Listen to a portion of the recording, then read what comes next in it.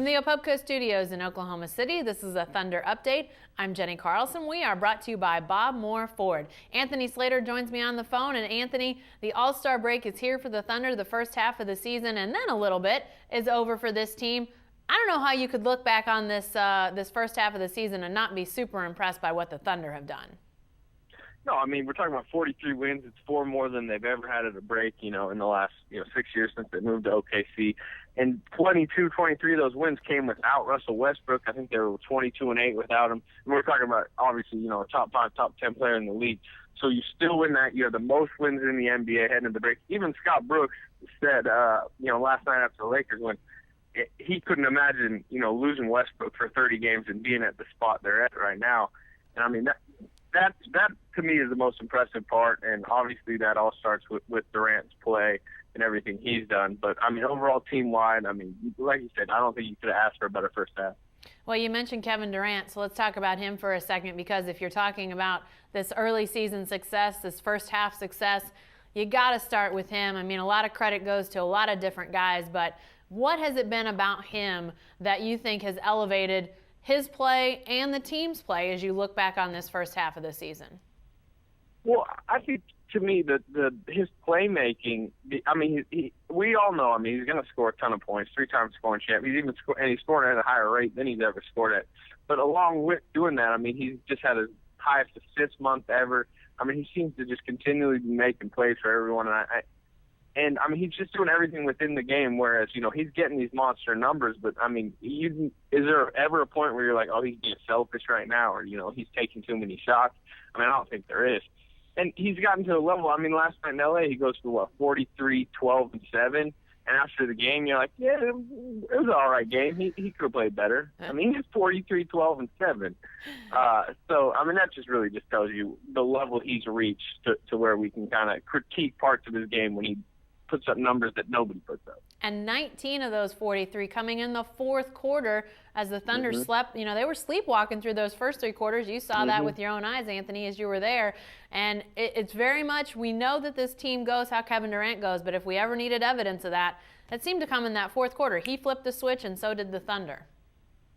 Yeah, and it just kind of, it's good to see, from a Thunder perspective, it's good to see that they have that switch. You don't necessarily want them to do it, but it's almost understandable. You had the break coming up. They've won, 13 or 15, something like that, 14 or 16. So it's almost an understandable sleepwalking performance.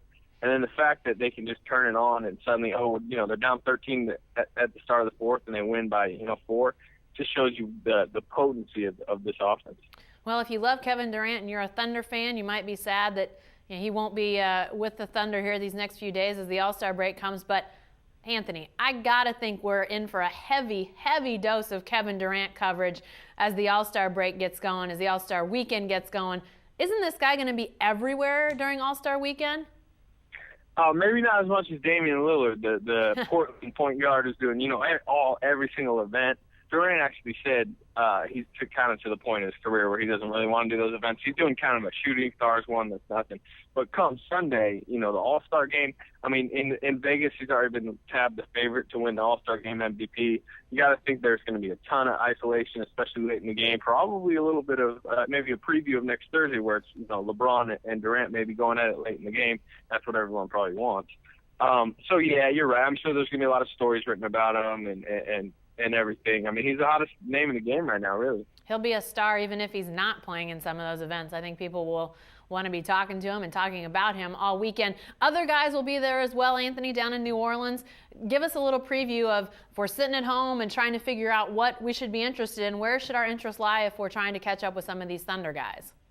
Well, if you're watching this video on Friday afternoon, this afternoon that we're talking, Steven Adams is playing tonight in the Rising Stars, Rookie Challenge. Then you got Reggie Jackson, who's in the Skills Challenge tomorrow before the 3-point and dunk contest.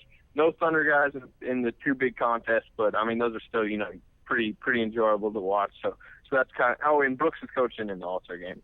So I mean there's some Thunder flavor, not a ton, but I mean throughout the weekend here and there. Yeah, definitely so. Something each day for Thunder fans to be on the lookout for their guys. Well, let's not get too hung up on All-Star Weekend, because I think a lot of Thunder fans will want to get accelerated into the second half of the season as the team starts to point towards the playoffs. And obviously, we've talked about this before because we can't get enough of it, but the first game out of the break Thursday night here in Oklahoma City against the Heat, and the possibility of Russell Westbrook coming back.